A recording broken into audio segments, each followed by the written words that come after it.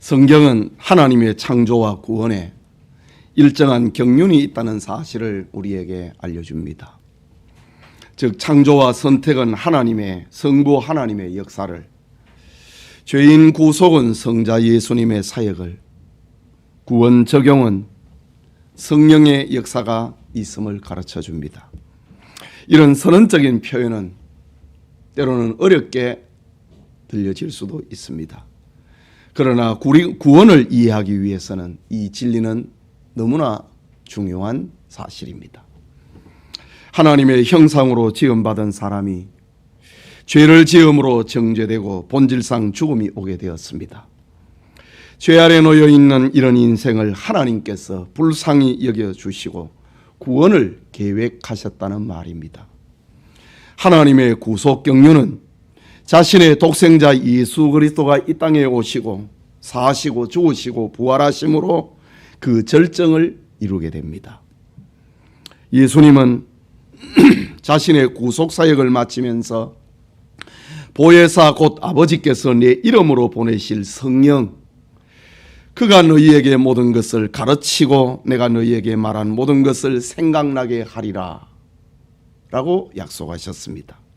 말하자면은 예수님 다음에 자신의 구원 역사를 이룰, 예수님이 이루신 구원 사역을 사람들에게 알게 하고 믿게 하고 적용시키는 일을 성령께서 하실 것이다 라고 말씀하셨습니다. 사실 눈에 보이지 않는 성령을 이해하기란 쉽지 않습니다. 그러나 하나님의 구원이 임한 성도에게 성령은 열려있는 축복이요 진리임에는 틀림없습니다. 성령은 그리스도께서 이루신 대속의 효력을 가지고 죄로 파괴된 우리의 내면을 고치시는 분입니다.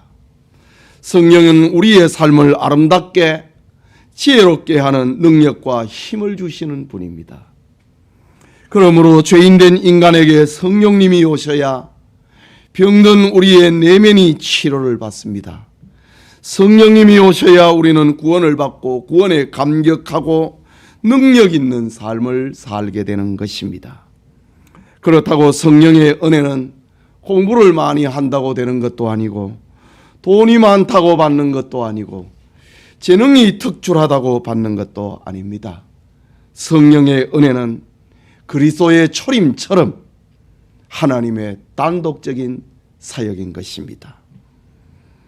예수님께서 육체를 입고 세상에 오신 날을 성탄절이라고 부릅니다. 그리고 성령께서 이 땅에 오신 날을 성령 강림절이라고 합니다. 교회사에 너무 약화되어 있지만은 오늘이 바로 교회적으로 지키는, 교회사적으로 지키는 성령 강림절입니다. 성탄절이 있듯이 위대한 성령 강림절이 바로 오늘 주일입니다. 이 시간 본문을 중심으로 성령 강림이라는 제목으로 하나님의 말씀 받고자 합니다.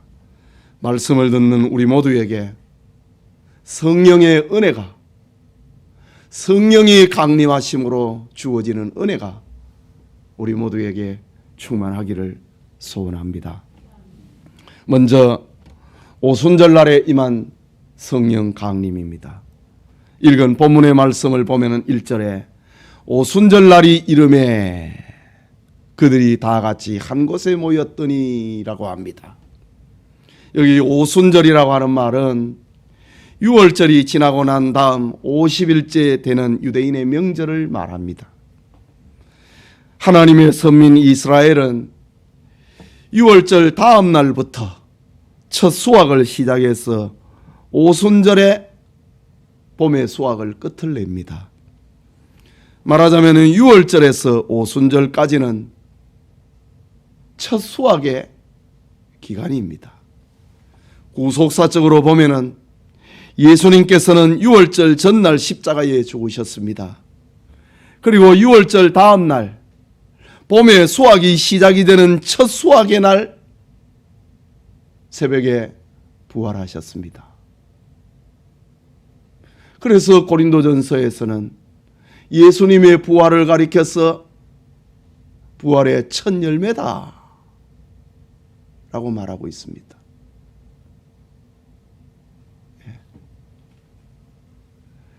그렇다면 오순절은 주님이 이루신 구원의 열매를 다 거둬들이는 구원 완성의 날입니다.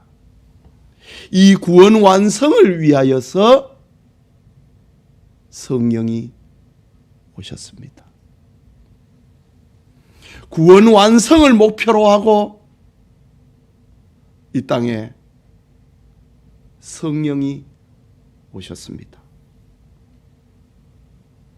보혜사 곧 아버지께서 내 이름으로 보내실 성령, 그가 너희에게 모든 것을 가르치고 내가 너희에게 말한 모든 것을 생각나게 하리라. 구원 완성을 위해서 보혜사 성령님이 오실 것을 약속하셨습니다. 이 엄청난 일을 앞에 두고 승천하시는 예수님은 제자들에게 말씀하십니다. 사도행전 1장 4절과 5절에 예루살렘을 떠나지 말고 내게서 들은 바 아버지께서 약속하신 것을 기다리라. 요한은 물로 세례를 베풀었으나 너희는 몇 날이 못되어 성령으로 세례를 받으리라. 부활하시고 승천하시는 예수님께서 제자들에게 들려주신 말씀입니다. 제자들은 부활 승천하실 때 하신 주님의 말씀을 믿었습니다. 순종했습니다. 그들은 예루살렘을 떠나거나 흩어지지 않았습니다. 제자들은 성령으로 세례를 받는 것이 정확하게 어떤 일인 것인지 무엇인지를 다 몰랐지만은 주님의 말씀을 기다렸습니다. 예루살렘 성도 가운데 큰 다락방을 가진 한 교인의 집 마가의 다락방에 모였는데 그날 제자들의 숫자는 120명이었다고 합니다. 예수님으로부터 저 감람산에서 승천하실 때에 예수님의 이 음성을 들은 사람은 500명이었습니다. 그런데 주님의 그 말씀을 가슴에 담고 마가의 다락방에서 모여 있었던 사람은 120명입니다. 그들은 모여 앞으로 어떻게 살아갈 것인가 대책회의를 한 것이 아닙니다. 세미나를 열거나 정말 우리를 왜 이렇게 박해를 하고 하나님의 아들 예수님을 왜 죽였는지 우리가 여론을 조성을 하여서 군중 데모를 하자 그것을 계획한 것도 아닙니다. 그들은 주님의 약속을 기다리면서 기도했습니다. 사실 기도보다 더 위대한 행동은 없습니다. 우리가 할 수 있는 최선이 바로 기도입니다. 기도할 때 해결이 되고 기도할 때 응답이 오는 것입니다. 기도할 때에 막혀뛴 담이 흘리는 것입니다. 기도할 때에 보이지 않던 길이 보이게 되는 것입니다. 사도행전 1장 14절을 보면은 마음을 같이하여 전혀 기도에 힘쓰니라. 마음을 같이하여 14절 후반부에 오직 기도에 힘쓰더라 라고 했습니다. 그런데 오늘 성경을 보면은 오순절 날이 이르매 라고 합니다. 예수님으로부터 예루살렘을 떠나지 말라고 하는 것은 그 말씀을 들은 것은 예수님의 부활하신 지 40일 되었을 때입니다. 그리고 오순절은 열흘 남았습니다. 승천하시면서 예루살렘을 떠나지 말라 라고 했을 때에 열흘 가까운 시간을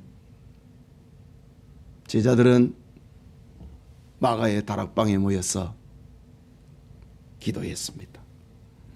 오순절 날이 이름에 오순절에 성령이 임하시는 줄 제자들은 몰랐습니다. 그러나 그것은 하나님의 때였습니다. 하나님의 구원 경륜이었습니다. 오순절 날이 이름에 하나님이 계획하신 구속 경륜의 날을 의미합니다. 하나님은 정확한 때에 일을 합니다. 우리는 그 때를 알지 못하기 때문이지요. 하나님은 일찍 오시는 법도 없고 늦게 오시는 법도 없습니다. 하나님은 하나님의 때에 일을 하시는 분입니다. 첫 열매를 거두는 날에 예수님이 부활하셨고 그 열매를 다 거두는 날에 성령님이 강림하셨습니다.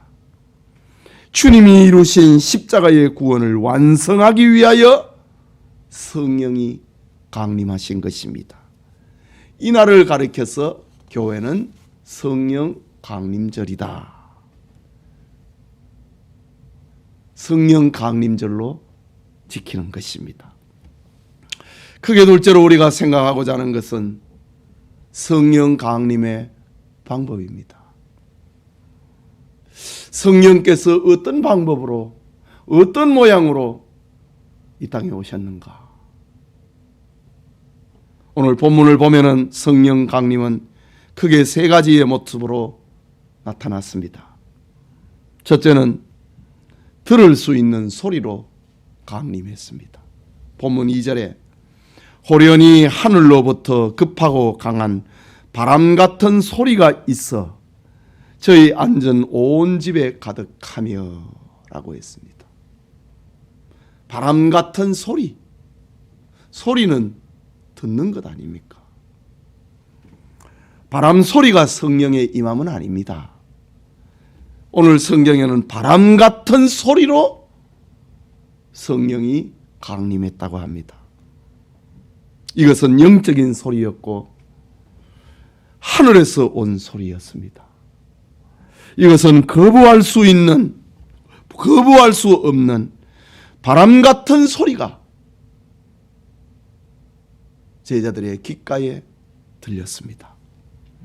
한 사람이 들었다면 환청이라고 말해버리겠지만은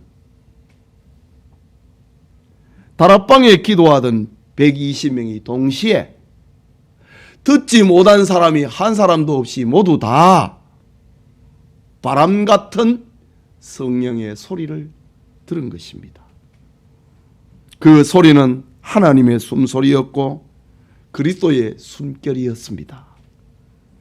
하나님의 생기가 오순절날 기도하던 무리들 속에 바람처럼 불어왔던 것입니다. 이것은 하나님의 약속이었고 성령의 강림이었습니다. 그 다음 말씀은 신비로 가득 차 있습니다. 성령이 제자들이 앉아있는 그 집에 가득 찼다고 합니다. 다락방에 있던 낡은 공기, 사람들의 공기, 그 채취는 없어지고 새로운 공기, 새로운 바람, 새로운 숨결, 새로운 생명으로 집안이 가득 채워졌습니다. 급하고 강한 바람 같은 소리가, 하나님의 호흡이, 그리스도의 숨결이 그 방 안에 가득 찬 것을 제자들은 느끼게 되었습니다. 여러분, 예수님은 머리로만 믿는 것이 아닙니다. 사상으로만 믿는 것이 아닙니다. 철학으로 믿는 것이 아닙니다. 교리로만 믿는 것이 아닙니다. 어떤 사람은 대화를 하면은 교리로는 하자가 없습니다. 교리로는 완벽합니다. 그런데 마음에 평화가 없고 사랑이 없습니다. 성령의 역사는 머리 이상이기 때문입니다. 사상 이상이고 철학 이상이고 교리 이상입니다. 성령이 충만하면은 마음에 평화가 찾아오고 성령이 충만하는 마음에 기쁨이 찾아옵니다. 여러분의 마음에 기쁨이 있습니까? 평안이 있습니까? 감사와 사랑이 충만합니까? 성령이 내 속에 들어오면은, 그리스도의 영이 내 안에 역사하면은 평안이 넘치고 기쁨이 충만해지는 것입니다. 이것이 성령 강림의 역사입니다. 성령의 은혜가 오늘 우리와 늘 함께 하기를 소원합니다. 둘째로, 성령 강림은 볼 수 있는 불의 혀같이 강림했습니다. 3절의 말씀이지요. 불의 혀같이 갈라지는 것이 저희에게 보여 각 사람 위에 임하여 있더니, 각 사람 위에 하나씩 임하여 있더니 라고 합니다. 모든 불은 성령이 아니지요. 그런데 성령이 불의 혀같이, 불의 끝 부분같이 임하였다고 합니다. 소리는 들을 수 있지만 볼 수는 없습니다. 그러나 불꽃은 볼 수 있습니다. 베들레헴의 목동들이 천사의 인도를 받고 아기 예수님을 보고 경배했듯이, 성령 세례의 약속을 기다리던 제자들이 불의 혀같이 성령이 강림하는 장면을 목격합니다.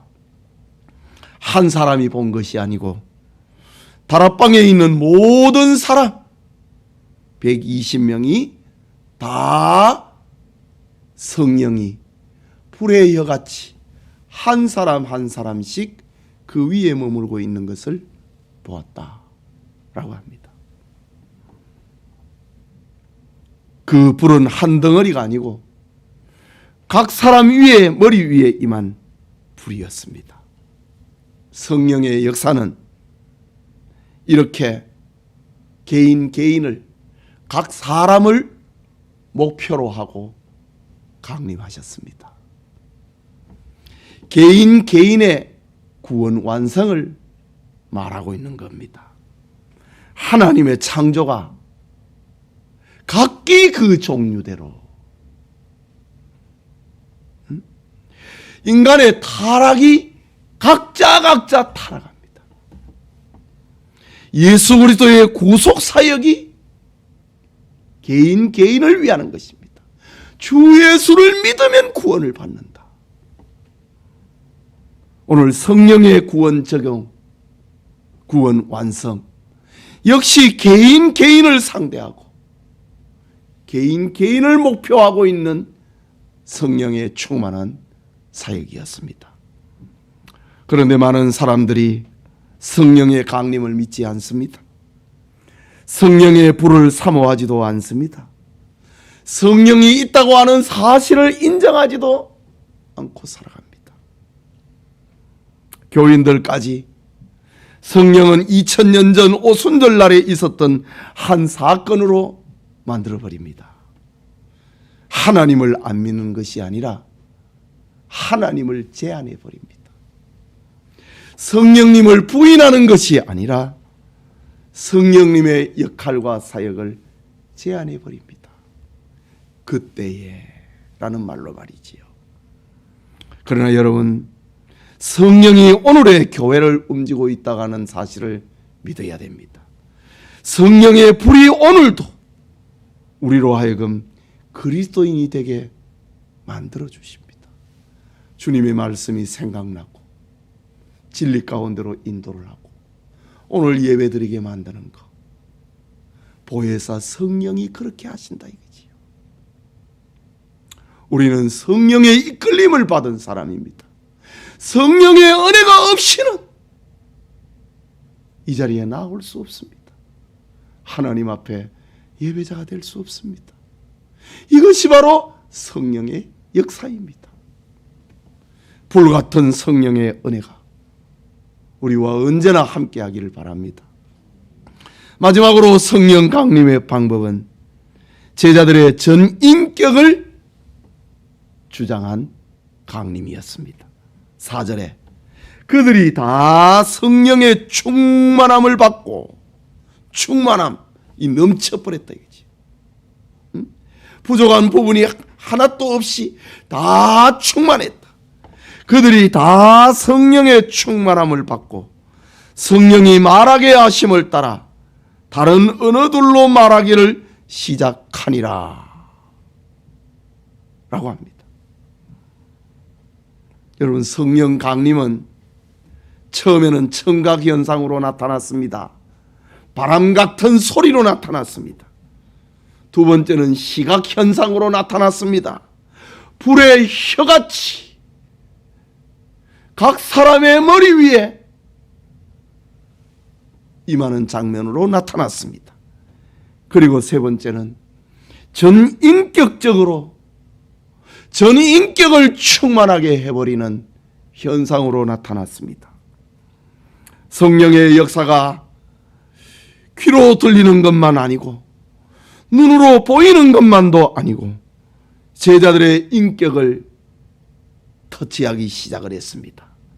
그러자 초조함이 없어지고 초라함이 없어지고 왜소함이 없어지고 기쁨이 충만하고 감사가 충만해졌습니다. 4절 후반부에 보면은 성령이 말하게 하심을 따라 다른 언어로 말하기를 시작하니라 라고 했습니다. 여기 다른 언어들, 다른 언어들로 말하기를 시작하니라. 여기 다른 언어들이라고 하는 말은 오늘날 교인들이 가록 알아들을 수 없는 방언이 아닙니다. 본문에 나타난 다른 언어는 외국어를 말합니다. 오순절에 각 나라에서 예루살렘을 찾아온 사람들이 다 자기 나라 말로 듣게 됐다는 말입니다. 사도행전 2장을 보면은 오순절에 온 예배하러 온 사람들의 그 지명을 보면은 13개국 이상의 사람들이 거기에 모였습니다. 다 자기 나라 말로 알아듣게 됐다고 합니다. 그것은 성령의 말하게 하심, 그 말의 내용은 하나님의 큰 일. 사도행전 2장 11절에 보면은 그들이 하는 말, 하나님의 큰 일, 바로 예수 그리스도의 죽으심과 부활을 증언하는 말이 각 나라의 언어로 들려지게 됐다 라고 합니다. 오순절의 성령 강림은 제자들의 지성과 감성과 의지, 전인격을 점령을 하였습니다. 성령이 충만하면은 내 삶과 내 인격과 내 전인을 성령이 주장한다는 말입니다. 성령이 나를 통치하고 지배하신다는 말입니다. 성령이 충만하다고 하는 것은 성령이 나를 통치하고 지배하고 계신다는 말입니다. 성령이 충만하면은 하나님이 원하시는 생각을 내가 생각하고 하나님이 원하시는 말을 내가 말을 하고 하나님이 원하시는 행동을 내가 하게 되는 것을 말하는 것. 이것이 성령의 충만입니다.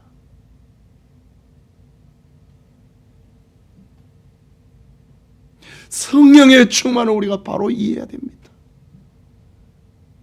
오늘 성경에 분명히 성령의 말하게 하심을 따라 다른 언어들로 말하기를 시작했다. 그 언어의 내용은 11절에 하나님의 큰 일, 각 언어로 우리가 다 우리의 각 언어로 하나님의 큰 일을 말함을 듣는도다. 예루살렘에 모여들었던 사람들이 놀랐다 이거지. 일이 어찌된 일인가? 어떻게 이런 일이 벌어지는가? 이게 성령의 충만입니다. 어떻게 내가 하나님의 생각을 하고 하나님이 말을 내가 말을 하고 하나님이 행동하는 것을 내가 행동하는가? 이게 성령의 충만입니다.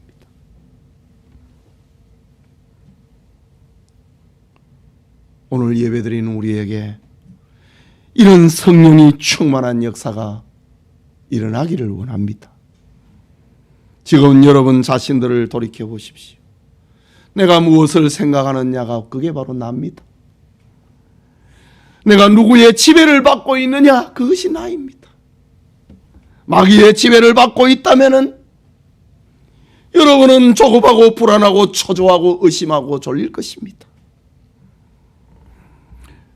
그러나 성령의 지배를 받으면 환희와 감격과 기쁨이 살아 움직일 것입니다. 성령의 말을 하게 될 것입니다. 성령이 원하는 삶을 살게 될 것입니다. 그리스도의 증인으로 살게 될 것입니다. 이것이 성령이 충만한 자의 삶이다. 여러분, 우리 다 성령 받았습니다. 그래서 우리는 예수 믿는 자가 되었습니다. 그래서 우리는 하나님 앞에 예배하는 자가 되었습니다. 여기에 머물지 말고 성령이 충만한 자, 그런 은혜를 입을 수 있기를 바랍니다. 오순절에 성령이 강림하시기 전에 제자들이 구원 안 받은 거 아닙니다. 구원 받았습니다. 그럼에도 무서웠습니다. 떨렸습니다. 왜소했습니다. 초라했습니다. 로마 군인들이 겁이 났습니다. 예, 구원 안 받은 거 아닙니다. 그러나 그들에게 성령의 충만함이 임하니까 하나님의 말하게 하심을 따라 말을 하고 행동하게 되었다. 이것이 성령이 충만한 자의 삶입니다. 이 은혜 있기를 바랍니다. 사랑하는 성도 여러분, 오늘 본문은 오순절에 성령께서 강림하신 장면을 자세하게 기록해 주고 있습니다.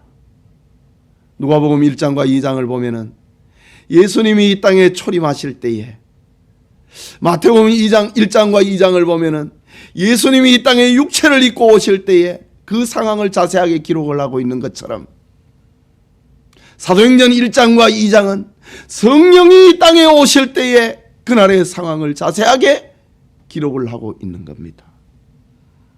그런데 오늘 본문에 대한 해석을 놓고 오순절 교회와 개혁주의 교회는 입장을 달리합니다.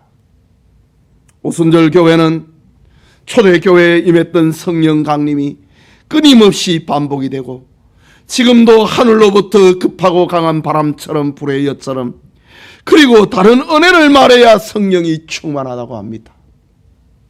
그래서 엑스타시, 황홀경에 들어가고 입신이 일어나고 여기에 들어가지 못하고 방언을 하지 못하는 사람들을 비하하기도 합니다. 그러나 성경의 일관된 교훈은 오순절의 성령 강림은 예수님의 초림처럼 단회적인 사건이라는 사실입니다. 사도행전 2장에 나타났던 이 사건이 서신서, 로마서, 고린도전서, 빌립보서 이런 데 안 나타납니다. 요한 1, 2, 3서에 이런 현상 안 나타납니다. 그것은 그날이다 이거지요. 예수님이 육체를 입고 마리아의 몸에 태어난 거, 그거는 마태복음 1장과 2장의 사건입니다. 그분이 33년을 사신 것입니다. 늘 어린애 아니었습니다. 이 땅에 오신 성령의 일도, 사건도, 그날에 오신 성령, 눈에 보이지 않는 성령님이 오셨다고 하는 사실을 어떻게 말할 겁니까? 어떻게 증명할 것입니까? 그래서 사도행전 2장의 사건을 이렇게 청각적으로 시각적으로 전 인격을 지배해버린 사건을 통해서 성령이 오셨다는 사실을 우리에게 보여주고 있는 겁니다. 이것이 성경의 일관된 교훈입니다. 오순절의 성령 강림은 예수님의 초림처럼 한 번 일어난 사건이라는 말입니다. 다시 말하자면 성령 강림을 점으로 이해하지 않고 선으로 이해해야 된다는 말입니다. 그날 오신 성령이 계속해서 있다는 말입니다. 이것이 오순절 후에 일어난 교회에 임한 성령의 역사입니다. 그날 오신 성령이 계속해서 역사하고 있다는 말입니다. 이것은 성령의 역사를 약화시키는 것이 아닙니다. 오순절에 오신 성령은 지금도 엄청난 일을 하십니다. 엄청난 방법으로 역사합니다. 엄청난 내용으로 활동을 하십니다. 머리에 총을 대도 나는 예수님을 믿는다. 자신의 전 인격을 전 삶을 동원해서 하나님의 일을 하게 만듭니다. 성령의 역사입니다. 오히려 오순절주의자들처럼 바람 같은 소리에 불의 혀 같은 모습에 방언하는 소리에 성령을 제한한다면 그것이야말로 잘못을 범하고 성령을 제한하는 일입니다. 이런 일이 고린도 교회에 일어났습니다. 바울은 이런 영적 폐단을 바로잡기 위하여서 고린도전서 12장 31절에 너희는 더욱 큰 은사를 사모하라. 내가 또한 가장 좋은 길을 너희에게 보이리라 라고 했습니다. 더 좋은 은사는 바로 고린도전서 13장에 나오는 사랑이고, 더 좋은 은사는 이 땅에 그리스도의 증인으로 살아가는 것을 말하는 겁니다. 그게 성령의 역사라는 말입니다. 예배드리는 성도님, 성령이 충만하여서 제자들처럼 인격이 변화되고 사고가 변화되고 언어가 변화되고 가치관이 변화되어서 하나님을 사랑하고 이웃을 사랑하고 주님을 증거하는 축복이 우리 모두에게 있기를 소원합니다. 우리 같이 기도합시다. 오늘 성령 강림절을 맞이하면서 성령 강림이라는 말씀을 받았습니다. 성령이 충만해야 됩니다. 성령은 이 땅에 오셨다는 사실을 알려주기 위하여서, 성령의 시대가 시작이 됐다는 것을 알려주기 위하여서 바람 같은 소리로, 불의 혀 같은 모양으로, 그리고 전 인격을 지배하는 모습으로 나타났습니다. 성령의 충만함을 입으면 두려움을 물리치고 기쁨과 평화가 넘칩니다. 성령의 충만함을 받으면 움츠러들지 않고 담대하게 그리스도인으로 살아가게 되는 겁니다. 성령의 충만함, 그것이 인격을 변화시키고 사고를 변화시키고 언어를 변화시키고 삶을 변화시킵니다. 주님, 이 땅에 오신 성령께서, 저 오순절에 오신 성령께서 나를 충만하게 하옵소서. 나를 지배해 주옵소서. 내 인생을, 내 가치를 주장해 달라고 우리 같이 기도합시다.